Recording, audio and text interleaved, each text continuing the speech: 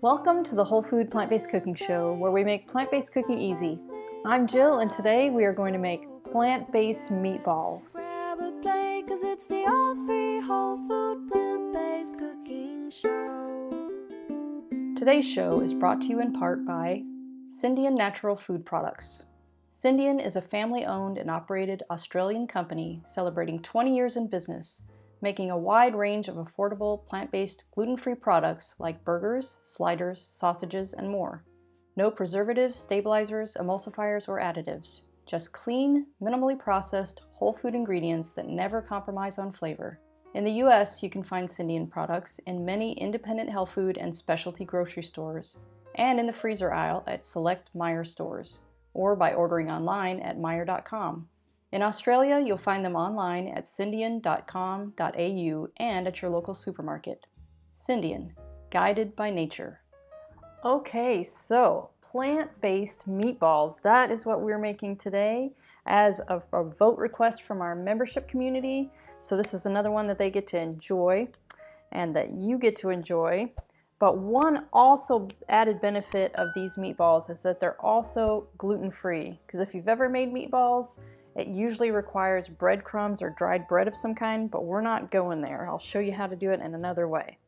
So I've already got my pan on medium-high here. I've got one large onion, diced pretty small. I've got 8 ounces of mushrooms diced.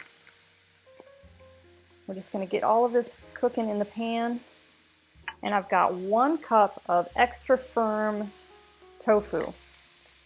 So that's what's going to give these a little bit more body. And we're just going to crumble it up into there, because this is, it's going to give you a little bit of that meaty texture, that crumbly feeling. And as that cooks, that'll break down even further. Okay, so we've got these in here, stirred around a little bit, and I'm not using any oil in my pan. Not even going to use water at this point, or vegetable broth, but if it starts sticking in your pan, you can always put 2 or 3 tablespoons of water or vegetable broth, and that will keep it from sticking. It'll come right off just so well. Okay, so here we're going to put in our spices.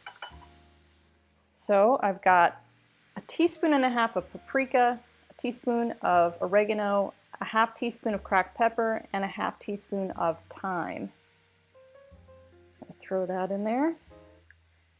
And what I also have is 1 teaspoon of crushed fennel. So you don't really want to use that fennel in its whole state because they're a pretty big sized seed. They're great to chew on.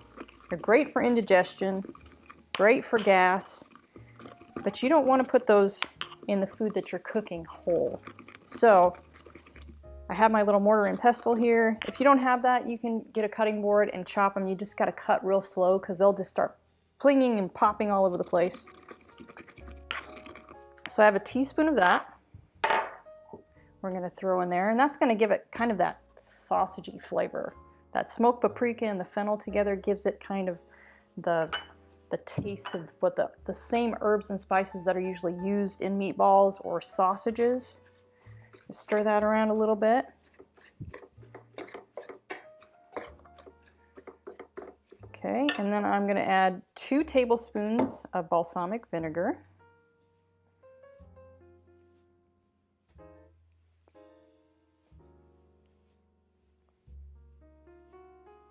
That's going to give it a really nice depth of flavor. And I also have 1/4 of a cup of red wine, and it doesn't really matter the kind of wine that you use, just a red wine. It just gives it that really earthy, rich depth of flavor. Okay, so we're just going to let this cook until your mushrooms and your onions are cooked down, like normal, till your onions are translucent, which takes anywhere between 5 and 10 minutes. We're just going to let that cook. Okay, if you want to come in for a look here, this is what you want this to look like when it's done. So all of the herbs and spices and that wine, all the alcohol is cooked off of that wine. And it's soaked up all those flavors really nice. Okay, so now I've got my food processor out. because now we're going to mix this stuff all together. So the binders for this, we are going to use buckwheat, oats, and flax meal. So I made some buckwheat ahead of time. This was 3/4 of a cup of buckwheat, or between 1/2 and 3/4 of a cup of buckwheat. And it says to make triple the water, but I like to go down just a little bit because you want to cook this a little bit dry. If you don't cook it dry enough, it's going to be more like oatmeal and it's going to be kind of gummy, and then your meatballs will be kind of gummy. You want this to be dry. So I just cook it kind of like a dry rice. And you just wait till, you know, you feel like the buckwheat is done, and then pour off the rest of that water, let all the liquid drain out. So I've already done that. So we're going to put that in our food processor. This is 2 cups. And if you want the full recipe, there will be a link in the details below to our website where that printable recipe will be. This is just a can of kidney beans that I've already drained and rinsed, because that kind of gives it that color, right? And you want a little bit of that starchiness from the beans. A 1/2 cup of rolled oats, not cooked, just plain rolled oats. And 2 tablespoons of flax meal. And that flax meal is going to absorb all of that extra moisture, and it's going to get all that stuff to stick together really well. And then for a little bit of saltiness, I've got a low sodium tamari sauce. And I'm going to use 1 tablespoon, but that is completely optional. If you're doing low salt, you might want to, you know, not have that in there. Maybe use a little bit of lemon juice or something like that, just to give it a little bit of that salty kind of bite.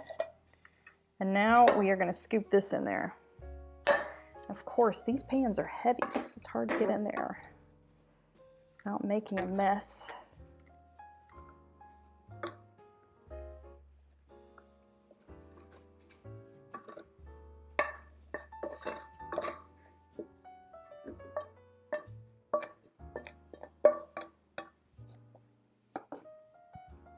Okay, set that aside. All right, so now we're just gonna mix this, but I'm gonna pulse it. I'm not gonna turn it on regular speed because I don't want to grind it into a paste. I still want it to be a little bit chunky, but I don't want to go too far, so I can watch it while I'm pulsing.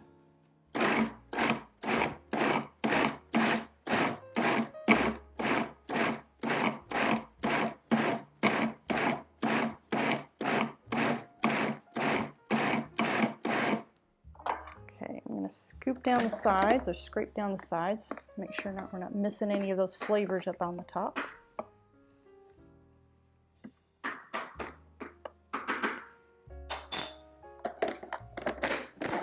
And I'm going to pulse that a bit more.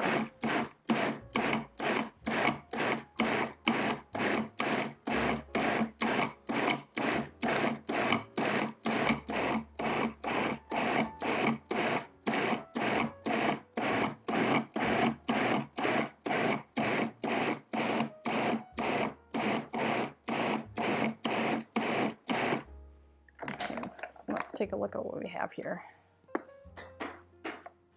I think this looks about right. So, if you want to take a look there, see how you can still kind of tell what everything is. But that kind of gives it that appearance of, you know, like a ground beef or ground mince, some kind of mince. Okay, so now you want to get yourself a cookie sheet or baking sheet. And I put a piece of parchment paper on mine. But if you don't have parchment paper, you can always just lightly oil your pan a little bit. There's no harm in that. I've got my oven preheated to 400 degrees. Now we're just going to roll these out. And I just do it by hand, just roughly, whatever size meatball you want. But I would try to stick under that size, like a golf ball or maybe a little bit smaller, just because, you know, this isn't meat. So that middle is not going to cook like meat. It's not going to get real solid. So if you make them too big, then the insides don't get cooked enough. And if you get part of the way through and your hands get so sticky, all you have to do is rinse them off or put just a little bit of water on your hands to keep this from sticking to your hands. It works great. So I'm just going to keep rolling. This is going to take a little while.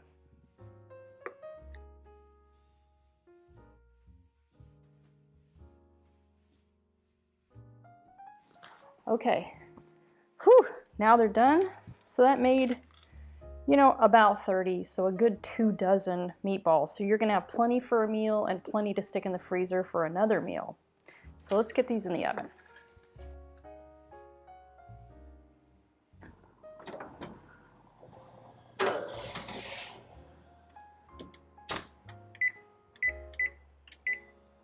While we're waiting for that, I'd like to share with you some background on our show.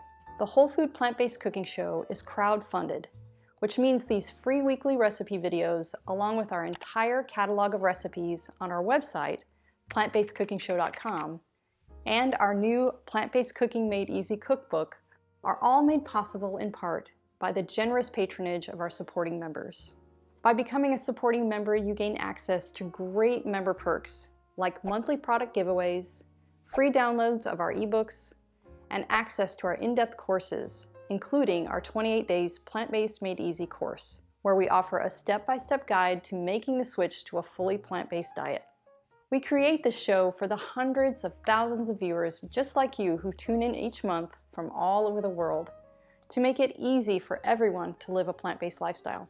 So if you love our content, please join us on our mission and become a supporting member today by following the link in the description. Okay, let's get back to the show. Okay, so now these have been in for 25 minutes. I got them out and we're just gonna flip them over. It doesn't even look like these are sticking to the parchment, but you can get a little spatula or a fork or something to flip them. So we're just gonna flip them over on the other side. And then we're gonna stick them back in the oven for about 20 more minutes, just to really dry them out.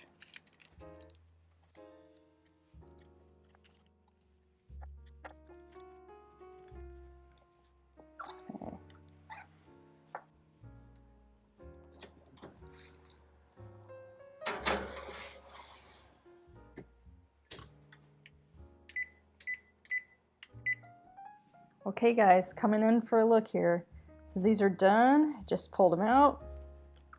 And it's really best if you can just let these sit and cool off for a little while because they firm up quite a bit after they sit. I think that's just like the oats and the buckwheat and everything just soaking up that extra moisture on the inside, and then just pop them into your marinara. So I'm gonna meet you at the table with a little bowl of spaghetti and marinara for a taste. Okay guys, time for my favorite part of the show. It's the taste. So I've got some spaghetti here and I've got some delicious marinara, which I have a recipe for. We'll give you a link in the details below for that recipe. All right, now we just need a couple of these guys on here. We will give them a taste. And roll them around in the marinara a little bit. Get a little bit of that sauce on there.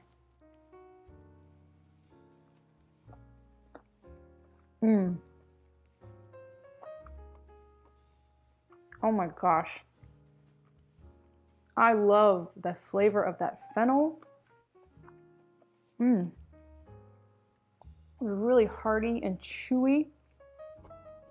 There's so much flavor and you get a little bit of the onion in there. These are so good. You definitely have to give these a try. Give this video a thumbs up, and I'll see you next time.